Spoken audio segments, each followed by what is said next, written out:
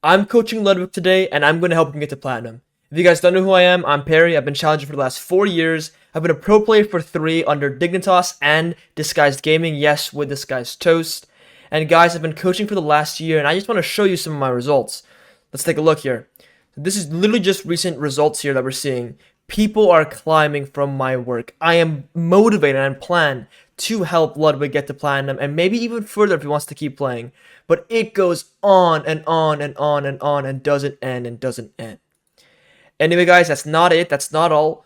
I can't let you go just yet. I want to show you guys that I will be reviewing a lot of Ludwig's games, and I'll have a document that you guys can use as well and look at and see what Ludwig needs to do to actually make it to platinum. I have it all here, guys. It'll be in the description box. And anyway, now it's time. Let's jump into the video. Hope you enjoy my 30-40 minute VOD review with Ludwig. Perry? Yeah, that's me. What's up? What's up? How's it going, Perry? Pretty good. I'm excited. I'm excited. Perry, I've watched a good chunk of your videos, but for people who haven't, can you give a little rundown of who you are, what you do? Yeah. So guys, I've been a challenger for like the last 4 years. I've played on Dignitas, Disguised Gaming with Toast. So I've been a pro player as well. And now I've been coaching for like the last year, and I've been pumping out as much free value, as much content as I can, and I've gotten like some pretty good results for the most part. So I'm here to help Ludwig out and make his climb not as well, yeah, not yeah. We know what's been happening, so I get you. All right, Perry. So you were saying for Connor Shet, he's a former pro, played for Dignitas, Disguise. Past year, you've been a coach and pumping out a lot of videos. I know because I've watched a good chunk of them. For sure. Any thumbnail with a moo I click. I'm a very simple man. And you said you watched some of my gameplay? Yeah, I've been taking a look, seeing what's going on. I got a few like common patterns I've been seeing, some things that you're like very frequently doing. So we have some really good fixes right away. But there's also a lot of like educational stuff that like I think pretty much what you need is some more knowledge on what to do when you have inting laners. That's like not an easy thing to deal with, but there are like techniques to, okay, my bot lane's 0 and 10, what do I do? And I got some juice for you. I got some tips for you. Yeah, my I guess I'll walk through my old thought process. My old thought process was, okay, what if I simply try to salvage a lane? And then I learned, okay, maybe don't salvage, that's dumb, just help your winning lane. And now I've been ignoring losing lanes. If I feel like they're losing, goodbye, you're dead to me, I ignore you, I go to my winning lane. Yeah, that's the go-to. You pretty much don't want to interact with your losing lane. What's happening though is you're doing that beautifully in the early game. A lot of your early games are really solid. You come out of with an early game lead, and then mid game comes around and you like forget it or something. So then you're taking a fight with your 0 and 8 Samira or your inting teammate. Meanwhile, Connor is actually really strong and you're not fighting around him. And you just take a really bad fight with your losing teammate. You lose a team fight and now it spirals out of control. So that's what we need to stop. I think I'm too horny for objectives because I feel like my bot lane. So I guess in that game with the Samir, that was the Shyvana, right? Yeah. I was like, okay, I know Shyvana doesn't wants dragon. I shouldn't let Shyvana get dragon. I need to fight for dragon. And I think it's unrealistic to expect my top laner to come down. Yeah. And I feel like it's too bad to give up, freaking 4 dragons to a Shyvana. Right. Yeah, and it sucks. And the thing is, what's hard to accept, especially as a jungler, is accepting like the loss of objectives. There are games where you'll give them soul and you can still come up on top. You can give them 3 dragons, you give them soul. And it's like accepting that, hey, if I give them soul, if I give them 3 dragons, I'm going to get their top tier 2. I'm going to get Baron. I'm going to get something on the other side of the map. And what's happening is you're going to lose the fight that you go when you fight the dragon. You fight it anyway. You give them dragon. You also die. And now you've given them gold and the dragon. We need to stop that pretty much. And we need to accept the loss. It is what it is. Right. It just it is trying what to it is. stop the loss is making more loss happen. Right. Okay. Yeah. All right. So that's tip 1 is play with winning lane after the early game. Here, actually let me share my screen with you. I got like the notes pulled up right here. Yeah. Oh hell yeah. Yeah, can I show this? Yeah, for sure. Yeah, this is pretty much for you. And then I'll send you like a Mumu items. I heard you talking about like a Mumu. I think I got like a rundown for like those items on a Mumu. Because I feel like Fiddle's easy. Fiddle's pretty chill. Yeah. Leandries, Malignants, maybe I consider Void Sev or But if a Mumu, you have to build armor around what they're doing, and Right. that's hard. Right. Okay, so pretty much what's happening is you're on the map with thousands of gold. You'll have your completed item, and you will just stay on the map, and you won't recall. Okay. So know the amount of gold I want for my next item. Exactly. And you need to constantly check the shop. The reason why you farm and get kills and play the game in general is to get gold so you can get your items. It doesn't matter. If you have 100 kills, it doesn't matter because if you don't spend your gold, you're useless pretty much. So Okay. picture this. You have 2,100 gold. If you don't recall, that's 7 kills that you're not recalling on because each kill is 300 gold. So picture the 7-0 champion not actually being 7-0 because they haven't spent their gold. That's what's happening to you. You're so strong, you have like 9 kills, Right. but you're not recalling. So you're actually like 0 Yeah. kills. Yeah, I had an Amumu game where I was going fucking crazy. Yeah. And then I think I stayed on with 3,000. Yeah. I think this was okay, I think I changed this because double lift. Because I had like 2,500 gold and I was like, shouldn't I back? And he's like, nah, fuck it, stay out. And so I felt like then when I go back, I get a huge power spike. You're right. Right. But I guess I haven't thought about it that I should operate as if I am not big yet because I haven't spent it. Yes. So that's the thing. When you have a big, like when you're staying on the map with thousands of gold, that's fine. Just don't fight. What happens is you take a really difficult fight with that amount of gold. If you want to stay on the map for the next 500 gold to get your item, no biggie. Just recall and do not fight. The problem is you'll stay on the map with that amount of gold, and then you take a fight that you could have won if you recalled, but you don't win because you're sitting on that much gold. Okay. All right. No. Okay. All right. Copy. Okay, so the next thing that like brings up with like not fighting pretty much is you fight with without your ultimate all the time. Mumu and Fiddlesticks are both ult reliant champions. When you don't have your ult, you cannot fight. You don't even show up to the fight. You're just farming. You're doing something else on the other side of the map. You're literally not doing anything on the map. But I could freak my shit sometimes. No. The problem is like picture you fight 100 times, and you can win 30 out of the 100. But if you're on average just like having harder time fighting, pretty much if you keep playing games, you'll find that scenarios where you don't have ult are just significantly harder than the scenarios where you do have ultimate. So Can I walk you through a scenario to understand? For sure, yeah, definitely. So let's just talk about first 5-minute pathing. I'm doing, I'm a Muma. I Raptors. Okay. I'm clearing red side. Yeah, I do my Krugs. Yep. Red. Okay, I do top. And then after this, this is Fiddle, Mumu, whoever. Do I even consider checking out top if it's right? Right. No, you don't. You literally don't. And that's gonna be the next point is you don't want to do crap until you're level 6. And let me explain this concept for you. So this is like the early game phase. This camp, pretty much camps take 2 minutes and 50 seconds to respawn. Okay, Yeah. So you're going to be on your Raptors at 1 minute and 30 seconds. It takes you 10 seconds to clear it. 1 minute and 40 seconds. Okay, it's going to respawn at around 4 minutes. So this is the respawn timer on Raptors. You're done with your full clear on average at around 3:30, right? And then you're doing the crab. You're going to be done at 3:40. You need to get back to these Raptors on spawn within 20 seconds. You don't have time to go top lane and go invade and go do this and go do that. You want to make it to your camp respawns ASAP because it's 0 risk and it'll always guarantee that you're not inting your early game pretty much.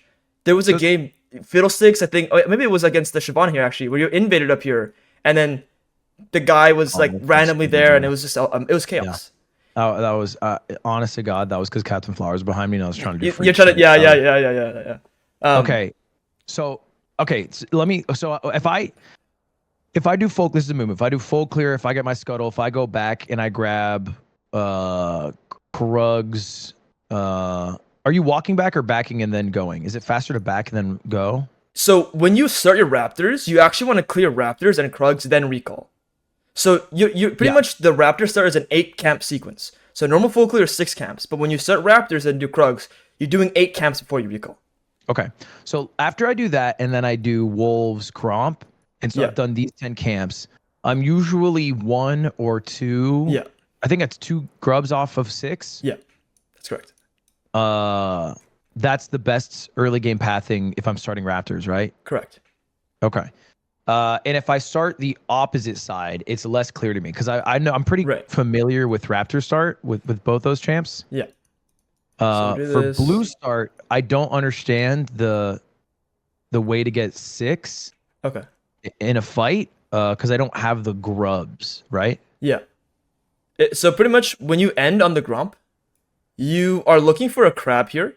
If there's no crab here, then you just need to opt into fighting dragon with bot lane priority or mid lane priority, or just literally walk to the grubs. You're playing a Mumu, you're playing Fiddlesticks, you doing dragon is miserable. You're not playing Yeah. Vi, you're not playing Xin Zhao, you're not playing that's like 80, normally they get 80 champions like doing the dragons. You want to do the grubs pretty much. Do they do more damage or something? Yeah, they deal more damage because their auto attacks are just stronger. Like versus Mm. you're like relying on spells, and most Oh AP champions have God. AOE, and Grubs is 3, so the AOE is nicer. Okay. All right. That is helpful because yeah, I think I do usually try to like leech XP from bot Right. or try dragon, but it's not necessarily always like dragon's hard. I feel like. Dragon's hard. Dragon's hard. I would actually just avoid Dragon for the most part in the early game, unless you're already level 6. Then sure, go for Dragon. It's fine. Have you seen both my Fiddle and a Mumu? I have seen both. Yeah. One's Shaq, one's Kobe. Who are we starting? I would always say a Mumu, but I think Flowers. I remember just hearing Flowers. I think he put it well. Like if Connor is on a champion that like can sort of set you up, Fiddlesticks is great. So If my Fiddlesticks clear is good enough if he's playing Zach or something. yeah, I think so. I think your Fiddle is definitely up to par. I was honestly I was worried, then it's actually pretty good. The thing is, what this is a separate concept we need to discuss, but it's walking rewards and vision, How do and you know they're there? just commonly assume like it's literally just assumptions. Like this is gonna be warded, this is gonna be warded. So you literally, if you're playing Fiddlesticks, you just gotta assume some ward positions, and then you need to maneuver yourself to dodge the ward. So we're going here now if we want to find this position. We're not walking like this. Let's say the fight's breaking out here. We want to walk. We want to dodge the common ward spots. Let's say the fight's happening in the bot side, and we teach you something on Fiddlesticks. Fight's happening here. Fight's happening here. Normally, Fiddlesticks walk here, walk here. That could be warded. Walk all the way around here. Boom. Now you have God flank. You're God Fiddlesticks now. Yes, it takes longer, but the positional advantage will carry you in the long run. So just assume the wards are where people like to put wards. Exactly. Like try Yeah. in the river. Try, yeah. Like these are the common down here. Like in a team fight later on in the game, not many people have these warded. Is it my job to clear it? Yes, you should be taking sweeper on Fiddlesticks. It's just about setting up your effigies, but not the common words. The common words you want to avoid on Fiddlesticks because you want to get an angle. So don't walk like this, clear this, and then walk down. You literally want to go at a base and just straight up dodge the ward. Yeah. Okay. For the fiddle, this is more, I guess, specific. Yeah. I do clear fast enough, I think, before my Raptors respawn to have a look sometimes. Like sometimes if I don't see an opportunity, I just put like a effigy in like the try or something like that. But in that case, can I dabble? I'll be honest, man. The way I teach and the way that I found successful for lower elo players is literally don't try not to do things until you're level 6. Because think about it. Level 4 Fiddlesticks versus level 6 Fiddlesticks. The power level is insane. It's the same difference. If you're playing Xin Zhao, if you're playing Vi, if you're playing a more ganking jungler like Jarvan, Viego, any of these other junglers, then it's like, okay, level 4 gank is way more impactful. But like, I mean, there was a time, I think there was Aatrox up here, and you ran at the guy, Connor was playing Mundo, and the guy just like walked away, and you just looked at him. And it's just like, no, we were so close on that dude. We were freaking inches from that dude. Yeah. Oh yeah, you're right. yeah. It's just so difficult, but if you're level 6, then you go around, you get the super ult, like you said, you're pretty much sacrificing your time on your camps and getting levels for an attempt at a kill. And what will happen is, let's say you kill him. Good job, bro. Plus 300 gold for you, plus 150 for Connor. He's going to win his lane, but that still puts you further from level 6, and it gives the enemy jungler an opportunity to maybe invade both bot camps. Perry, give me one moment. I'm hitting 48 hours of stream. Okay, yeah. Celebrate that for sure. Reset. Oh, you got to reset. Chat. Yeah, it just has to auto turn off. So give me like literally 30 seconds. I'll be right back. Gotcha. I'll be honest, man. If you clear your camps on spots, actually LS tweeted to you like get 10 CS per minute. The hack to that, guy's a psychopath. dude, you can get at least 8, and Man. I promise you can get at least 8. The trick is clear your camps the moment it spawns. Be there before it spawns. Yeah. So how much time do you have considering that 215 if you're clearing bot to top without your big guys to like if I'm pathing towards top to gank before you have to be like, okay, this gank is lost or I'm spending too much time sitting in bush? Yeah, you're asking the right questions, bro. Okay, so first clear, you don't have much time because you have to clear these guys. So let's say you're done with top side 340. You're gonna pretty much go back. You don't have any time. First clear, you pretty much have no time. And your second clear, you pretty much can clear all these camps in around 15 seconds, 10 to 15 seconds. So you're going to be up here, and 1 minute has passed. So the camp is going to respawn now in a minute 15. 1 minute 15 remains. So you have not the whole 115. You have around 45 seconds. So let me explain. Back and walk takes 30 seconds? Back and walk takes 30, exactly. So you have 45 seconds. So pretty much it's your first clear where you do not want to look for things. Your second clear you can, absolutely. And going forward, you absolutely can look for things, but make it a goal to clear first, then look. And you always have time. Pretty much a common misconception is like, oh, I don't have time to do both, to gank and to farm. If you farm first, you will always have time to gank. What's going to suck is sometimes you will lose opportunity, but it's to maximize like the resources you're getting and alleviate all risk. It's like sometimes you're gonna gank and it's gonna go miserable. If you have your camps up, you're letting it like you're ruining your game.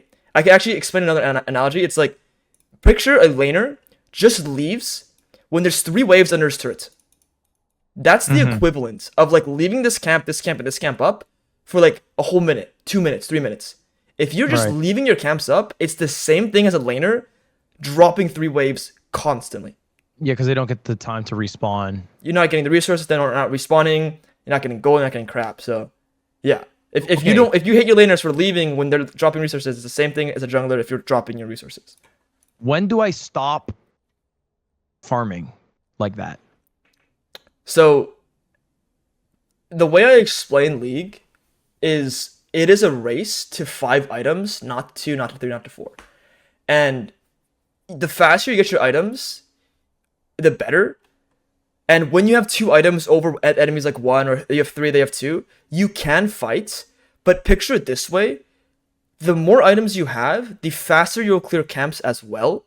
So pretty much, this almost never ends. And that's how you end actually 8, 9, 10 CS per minute. Versus what's happening in your games, your early game, you have like 8 CS per minute actually. And then towards the mid game, you're dropping to like 5. It's because you just stop farming. And then what's also happening is because you stop farming, you're now weaker in terms of items compared to the enemies. It never stops. Now, there will be more breakpoints of, okay, dragon's coming up, I want to fight this. Or let's say they're doing the dragon, the enemy wants to go dragon, we should go topside and go take their top tier, or we should go topside and invade his camps. Like, yes, there will be timers towards the mid game where camps are less important, but it's still like, don't just drop your camps the entire game. That's not good. It's when objectives are up is when we shift our attention from camps to objectives, and mid game matters way more. Is it 5 items, not 6? Because 6 is unrealistic. 6 is just like your boots. That's your boot slot. So. Oh, you're talking about fucking 5 completed items. Yes, bro. Yes. That's Dark Steel. What do you think? Dark Steel. The thing about a Mumu, bro. Think about things like you're playing a Mumu. You're going in. You're engaging. You're probably going to die. If you're playing Fiddlesticks, you go in. You also have a chance of dying, but Fiddlesticks can have a higher chance of living. You're playing a Mumu to be a tank, to like go in and almost like facilitate. So it's a higher chance of like, going in and losing your stacks, I would say. I personally don't recommend Dark Seal either. What I would recommend is after your first item, you can go Dark Seal if you're ahead, but otherwise I avoid the item. Don't buy it before your first item. And also what I've seen you do is buy your tier 2 boots on a Mumu before your first item. Don't do that. On Fiddlesticks, it's fine, but not on Mumu. Let's talk items. Yeah, let's do that. Okay, let me pull up the notes I have here. Okay, so I got a lot for us to think about. Fiddlesticks, like you said, is pretty straightforward, but a Mumu, we got. So I think a Mumu, what I normally do, if I'm doing that full 8 camp clear with Scuttle, it would be Faded Ashes and boots. Yeah, that's 1200. Exactly. Then it'd probably be like 2 more outings and I finish Leandry's. And then I usually panic and go Sunfire because it seems the most versatile. And Yeah. then I go. Oh, actually, no. I guess I go Boots and I listen to Connor, and it's always Merc Treads or Tabbies. Yeah. Then I go Sunfire because I panic. And then I go Jack Show or Bramble, or one time I bought Oblivion Orb and a Bramble Vest, which was bad. Yeah, yeah. That's not good. Okay, so let me break down the items. Okay, so Landry's first is great. Always go Landry's first, and you don't want to buy your tier 2 boots before Landry's. So Fiddlesticks, you can buy Sork boots before your first item, but on a Mumu, you don't want to buy tier 2 boots. Your regular boots is fine. So pretty much that 1200 gold, spend that. You can buy spend your 900 on Faded Ashes, 300 on boots. Don't buy the cloth armor. Don't buy the null magic mantle. Okay. You want to spend all that gold on getting your items. League is all about item spikes. It's all about, I have more gold than you and I'm stronger than you. I will destroy you in the team fight now, even if I'm an idiot. Like, it doesn't matter how bad I am. I have better stats. I will beat you. So stop buying tier 2 boots. The next thing is, if they have more AP champions and they're more fed, instead of that Sunfire second, buy Abyssal Mask. Abyssal Mask is like broken on a Mumu. So what Abyssal Mask does is it reduces their magic resist by 30%, and it gives you good MR, good HP, and it's a cheap item. So it's like, it has everything. It's especially good because Connor plays a good amount of AP champs. So it's good to reduce, it literally reduces their magic resist. And it's good for your champ too, because you're going to do more damage. Should I be more considerate of if my AP is strong or if they have a lot of AP? Like, which matters more? Like, if, for example, if I have a very powerful AP champ like Connor and it reduces magic resist, but their AD is the strongest person on their team, do I still go Abyssal Mask? You would do that third. You want to build to survive first, then to facilitate for teams. For your team. So it's more important to build for them, and then third item maybe consider. Okay. Yeah, exactly. All right, let's jump into like the Mumu 3 core. So like, you got Liandry's, Sunfire, Thornmail against AD, and you have a bunch of other items that we're gonna talk about. It's like Sunfire before Thornmail. Yeah, Sunfire before Thornmail. If they have a lot of healing, Aatrox, Mundo, Soraka, then what you can do is sit on the Bramble Vest. So the Bramble Vest reduces their healing by 40%. The Thornmail does the exact same. Thornmail doesn't upgrade that. So the Bramble Vest is like 1,000 gold, I believe.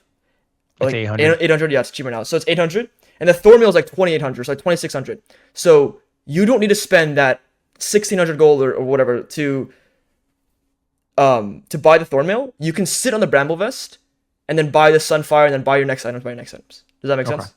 Yep. Yeah, cool. Okay. Versus heavy AP, you want to go the Landry's, the Abyssal we talked about, and then there's some AP items we'll talk about. But Kanik Rukarin, that's the one Ambessa has in Arcane. Yeah. It actually, yeah. It gives you that nice shield, and then it gives you a lot of HP, a lot of MR. And then versus a mix of AP and AD. So this is like your normal team comp. This is like your very basic. Your go-to build is Landry, Sunfire, Abyssal, Jack Show. Like, that's it. Your Jack Show can be replaced by whoever is their most fed. So if their most fed is a heavy AP champion, heavy AD champion, you can switch it between any of these items we'll talk about in a second. Okay. So Frozen Heart, really good against heavy auto attackers that have a lot of attack speed. So Trinamir top, and then Yasuo mid, and then Caitlyn ADC.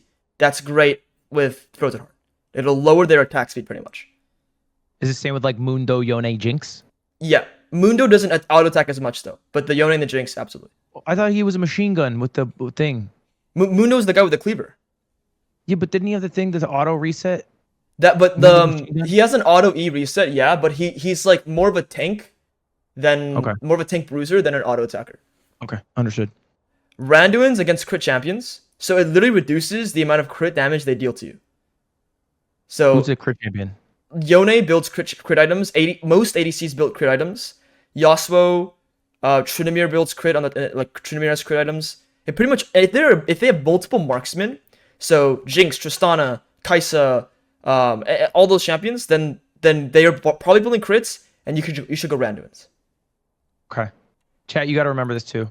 Okay, Unending Despair against multiple melee champions. It will heal you when you're when you're around them. I think it's like every 5 seconds or 4 seconds. If you're in a certain range around them, you will literally take their HP and you will just heal. It's really broken, especially if you're tanky. So this item is a good AD item. It's like a drain tank pretty much. You'll be in front of them. They like, let's say they have Mundo, they have Kane, they have Yasuo, they have Nautilus, they have like Leona, those champions. You can go Unending Despair, and you'll just drain their HP while healing for yourself. So these are the 4 items I recommend when thinking about armor items. Okay. Okay, now Magic Resist, we talked about Abyssal, we talked about Kanik. Force of Nature and Spear Visage are the 2 other AP items, or MR items I'd recommend. So, About those. Force of Nature, it gives you extra MR, and it stacks up to 8 times.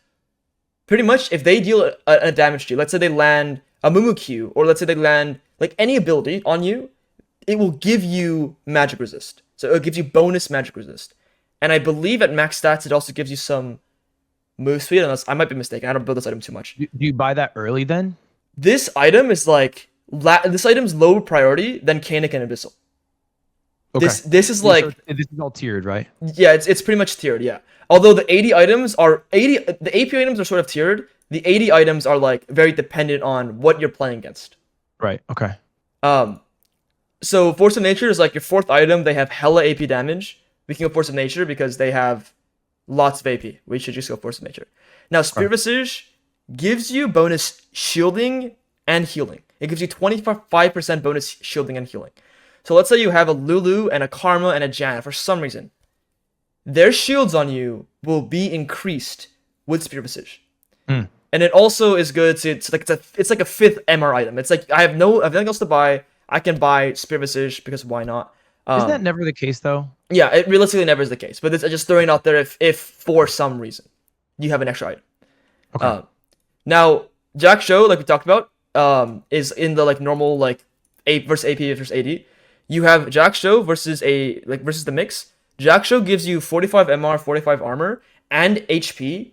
And pretty much if you're in combat for 5 seconds, you will gain 30% resistances. So this item is just like an overall pretty solid item, especially if they have a mix of damage, just not one extremely fed person. Okay. Now, if you want more damage, okay, we need a solo carrier, you're the only AP damage. Okay, and I don't highly recommend this, but if you're popping off 15 kills, yeah, these are some options. So I feel like Malignance is the play of any of these. Malignance is nice, but when looking at like the win rates and the stats, Riftmaker actually always comes up on top. And the reason why is Riftmaker gives you bonus ability haste, ability power and HP, dependent on how much, like let's say you have X amount of HP, it'll give you bonus AP based on the HP, and vice versa. It just like gives you more stats pretty much. Makes you a little tankier and stronger. Exactly. It gives you a lot of HP, a lot of AP, so like that's exactly what Amumu wants. Malignance is good to ult more frequently, but picture this, it's going to save you 10 to, I think it's like 30 or 20 to 30 seconds, which is convenient, which is very nice. But if you're playing to your ultimate like you're really thinking about your ultimates, those 20 seconds earlier is helpful, but pretty much just don't fight when you don't have your ultimate anyway. So I personally recommend Riftmaker, but Malignance is always a good choice. And do you know what Zanya's is? Yeah, I have to get it with Fiddle a lot. Yeah, oh yeah, that's right, Fiddle. Yeah. So then Zanya's is like, I wouldn't recommend it. I would like it after Riftmaker and Malignance if you really want it. It's like if you have Dark Seal and you have 10 stacks and you're building with Medjai's and then you want to go Zanya's as well to survive, sure. That makes sense. Those are like the scenarios. Okay. All right. Okay. Can you send me that? Yeah, I'll send you everything here. Okay, cool. All right, I think I'm locked in. All right. Let me just send you these like rules too. These are just things you can think about. Yeah. Dodge Yeah, send me vision the whole wards. Yeah, I'll send you literally everything. But what I really need you to focus on is like these things right here. Please recall when you have your item. Please do not fight with your ultimates. Even if you think it's so free, disciplining yourself now over the course of the next 50 to 150 games that you're probably going to play, but by the end of the split, it will do you a solid. So of course, if it's super free, bro, the guy's killing himself, inting, sure, go fight. Stop playing on your weak teammates. Please, Connor's fed a lot of the games. You need to stop avoiding him. Go fight with him. Stop fighting them with your idiots. These are stupid. Don't fight around them. Damn. Okay. Play around objectives. You take the most random fight sometimes, and you need to have an open mind and bring yourself out of the game a little bit and just hold tab and say, "Oh crap, there's no objectives up right now. I don't need to fight. Let me just farm. I'm happy." It's because sometimes I do freak shit, Perry. Let him. Literally let him. Literally, you have to let him. Shit. I do shit no one's ever seen before on the Rift. Oh, you've got to stop saying that. Okay. I mean, yeah. The more discipline you have with this, though, the better it'll be, because when you're actually fighting on objectives, I think your results show that you play good. You play well around the objectives. Discipline. It's discipline, exactly. Okay, let's talk dragons real quick. Just the Real last quick, thing for before. sure. So, if I'm prioritizing void grubs and I get the first 3, I should really prioritize getting the next 3. Correct. And am I just ignoring dragons until it's up to soul point? So they'll have 2 dragons. You'll have 6 grubs. This is a completely fine trade. So just never feel bad about going even in the objectives. That's number 1. I guess I more so mean like at that point, if I had 6 grubs, I'm more than likely, if I'm pathing top, have gotten my top lane very strong and my bot lane like realistically really will be fine. quite weak. Yeah. So then I should probably also go for Rift Herald and give up the 3rd dragon, and then eventually turn that into a Baron. Yes, that's a pretty solid way of looking at it. What I recommend is that any time they do dragon, 2nd dragon, 3rd dragon, you need to go for these turrets up here. Do you know how much gold this is worth? By 700? Yeah, it's a paycheck, bro. This is so value right here. And with those 6 scrubs that you have, what you can be confident with is if they're sending their entire team to dragon, or let's say like majority of their team because they want the 3rd dragon, it feels great for them, they will leave this guy on an island. You and Connor can easily dive him. I'm talking like 15, 16, 17 minutes to the game. You can easily dive this guy by himself. Make it a goal to do that. Like, just accelerate the game in terms of gold around here. What you want to do is you want to stop playing into them. You want to create your own chaos on your side of the map. Okay. You make them feel so pressured here that these guys might come to respond. And that's a great thing. That's exactly what you want. You want to create pressure for them to respond. And last thing before you go.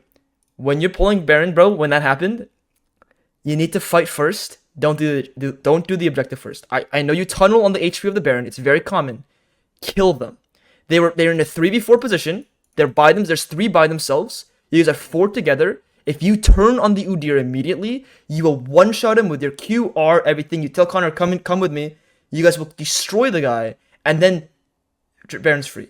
You pull the objectives most of the time to cause a fight, and you need to fight first before doing the objective. Tunneling on the HP of the objective is common, but the same thing with Dragon, bro. Like, let them get the Dragon, win the fight. It's just like the number 1 rule. Let them win the objective, but win the fight. It actually most of the time carries way more value, way more weight.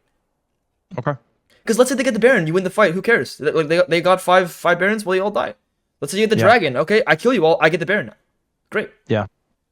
So try to break that habit, because it's really easy to get sucked in, really easy. But all right, man, that's it. Yeah, you got everything you need to do. I'm gonna send you all this. Thank you, Coach. I appreciate you. I'll maybe check in tomorrow or for sure, later on. I'm gonna do some freak shit and we'll chat. Definitely, man. All right, let me send you these notes and I'll take care. All right, appreciate it. Take care. Bye, guys.